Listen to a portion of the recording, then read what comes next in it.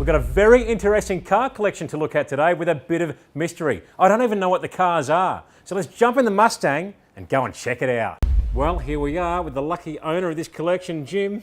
Jim, may I have the pleasure of unveiling this car? You certainly can, Glenn. Whoa! HQ SandMan, what an absolute plum. Tell us about this machine from the beginning. Well, they're a pretty rare car to start with, being a SandMan. It was quite a bit of restoration work that we've done on the vehicle. A good friend of mine, Drew, and myself have done 90% of the restoration work, as in stripping the body back.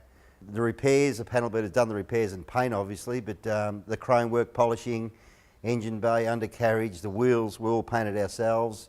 So we put a lot of time and effort into this car, particularly with Drew, to get this type of finish. Yeah, so it's 308 4-speed with 3.08 LSD diff, and it drives very good.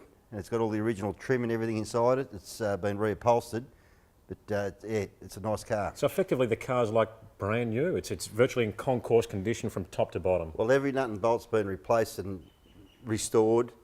All the steering, the front end, reconditioned the diff and everything. So it's virtually like a brand new car, correct, yes. You could effectively eat your lunch off the floors, mate. You certainly can. You spent a lot of work gone into it, hundreds of hours to get to this standard, that's for sure, yes. There's a lot of work's gone into it to get to this level.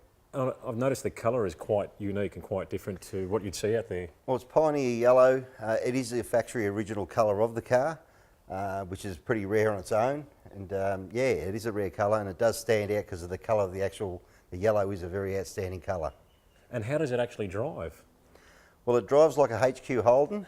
They're pretty sort of rugged to drive, but that's where they were in their day, and that's how they were. So yeah, it's a nice car to drive. It's nice and tight. There's no rattles or anything like that with it, so it drives like a new HQ Holden. So effectively the body's been stripped right back to bare metal? Yes, it has. All the body, engine bay.